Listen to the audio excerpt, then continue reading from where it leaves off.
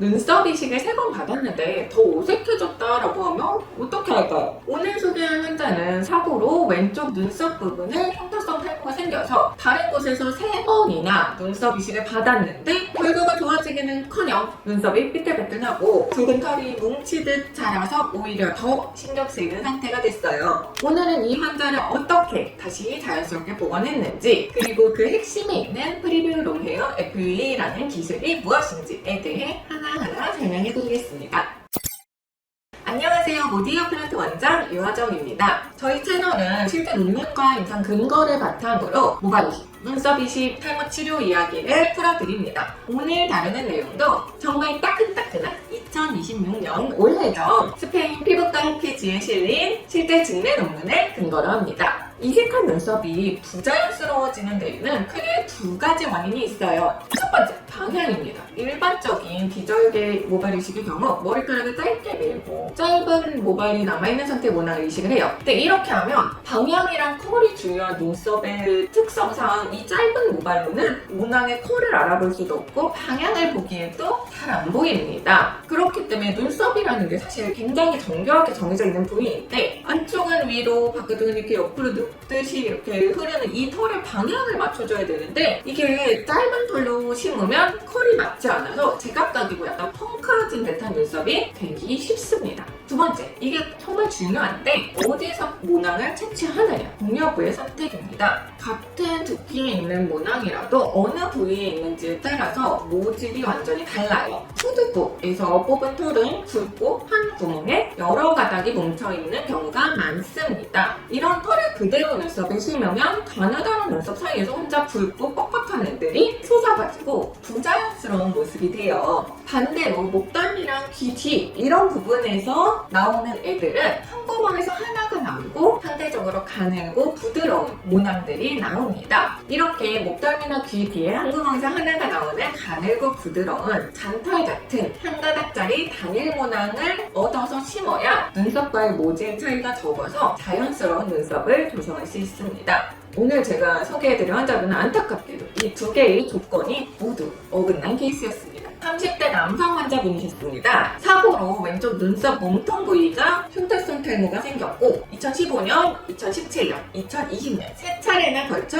서로 다른 병원에서 눈썹 이식을 시행했습니다. 모두 색발 FUE 방식이었어요. 검진해봤을 때 이런 상태였습니다. 너무 두꺼운 애들이 삐죽빼죽하게 나 있었죠. 그리고 심지어 가까이 보니까 한 구멍에서 막 2가닥 이렇게 여러 가닥이 올라오는 다모성 모낭 단위도 다수 관찰되었다고 해요. 동양인은 사실 이런 눈썹 가지는 경우 거의 없거든요. 근데 이렇게 원래 눈썹이 진하고 빽빽하게 나는 사람들조차도 뒤통수에서 모낭을 가져오니까 그것보다 더 굵고 뻣뻣해서 이상했다라고 하는 거죠. 이분은 눈썹 비대칭 해결하려고 3번이나 수술했음에도 불구하고 남들이 이제 눈썹이 양쪽이 짝짝이잖아요. 이것 때문에 더 스트레스를 받으셨던 거예요. 너무 신경이 쓰여서 환자분이 실제로도 감각적인 생각이나 우울감 등의 기분 장애를 동반하셨다고 해요. 이거를 이제 보태줘야 되잖아요. 논문 저자도 이분한테 제시를 했던 게 심어놨던 거 어쩔 수 없다, 뽑자. 그리고 6개월 후에 와서 다시 심자, 이렇게 얘기를 했어요. 한국이었으면 이렇게 추천하지 않았을 거예요. 한국은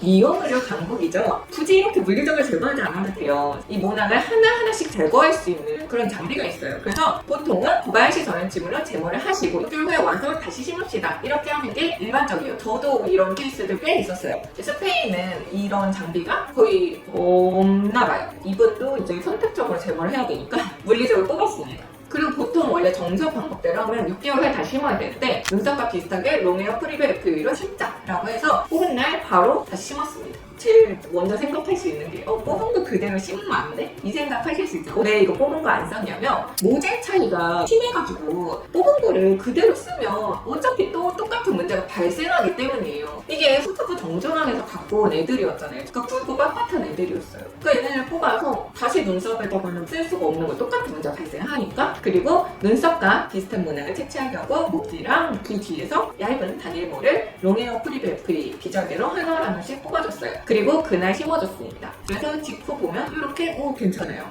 양쪽을 비슷하게 맞춰주고 1년 후 경과 볼까요? 1년 후에 이렇게 됐습니다. 환자분도 굉장히 만족했고 자신감 있게 사회생활 하실 수 있다. 대인관계 문제 없다 라고 하셨다고 해요. 눈썹 이식해야지 라고 하면 크게 3가지 수술 방법이 있다고 생각하시면 돼요. 첫 번째, 삭발 FE. 오늘 소개했던 환자분이 앞에서 3번이나 했던 그거. 뒤통수를 짧게 깎고 조그만 펀치로 하나하나씩 모낭을 뽑아서 심는 거죠. 이게 한 구멍에서 여러 가닥이 나오는 다문항이 있는 부분에서 뽑기 때문에 모질이 일단 눈썹이랑 차이가 많이 나고 이 뽑았을 때 위에 모발이 되게 짧게 남기 때문에 컬이랑 방향을 보기가 어려워서 눈썹이 났을 때 삐죽빼죽하게 어색한 모습이 되기 쉽습니다. 두 번째, 절개로 눈썹 모발 이식하실 수 있어요. 후두부에 두피를 일부 떼어내고 한 모낭 단위로 다 칼로 분류를 해서 심을 수 있어요. 눈썹의 방향과 컬을 맞춰서 심을 수 있다는 장점이 있습니다. 단점은 눈썹의 모질이랑 제일 비슷한 거는 귀 뒤, 목덜미 같은 얇은 모발이 있는 데인데 거기를 절개 모발이식으로 모낭을 얻을 수 없어요. 너무 보이는 부분은 손형 흉터가 생겨서 절개 눈썹 이식에서 채취 부위는 무조건 두피 내가 되어야 됩니다. 그러면 눈썹과 비슷한 얇고 짧고 부드러운 단일 모낭을 얻을 수는 없어요. 세 번째, 이 앞선 2가지 방식의 단점을 극복하기 위해 프리뷰 로미오 FA 방식이에요. 저희 모딜러 플란트에서도 사용하고 있는 방식입니다. 비절개로 모낭을 채취를 하되 가장 눈썹과 비슷한 목덜미나 귀 뒤에 얇고 부드러운 단일 모낭을 채취하고요. 비절개로 눈썹을 채취를 하지만 컬과 방향을 보기 위해 최소 눈썹 길이만큼은 길게 해서 컬과 방향을 맞춰 눈썹을 이식합니다. 이게 훨씬 더 수술 시간이 많이 걸리고 기술적으로 더 까다로워요. 이게 그리고 실제의 숙련도가 결과를 정말 많이 좌우를 합니다. 저도 이 방법 말고는 다른 방법에서는 눈에 보이는 그 단점을 극복할 수가 없더라고요. 그래서 저도 어쩔 수 없이 이 방법이 정답이다라고 생각을 하고 오늘 본 스페인 피부과 학회지 의사분도 동일한 생각을 하셨습니다. 이렇게 보면 우리가 한마디도 교류를 해보지 않는 사람이지만 결국에는 똑같은 걸 생각을 하는구나 재밌기도 하고 뿌듯하기도 하고 그래요.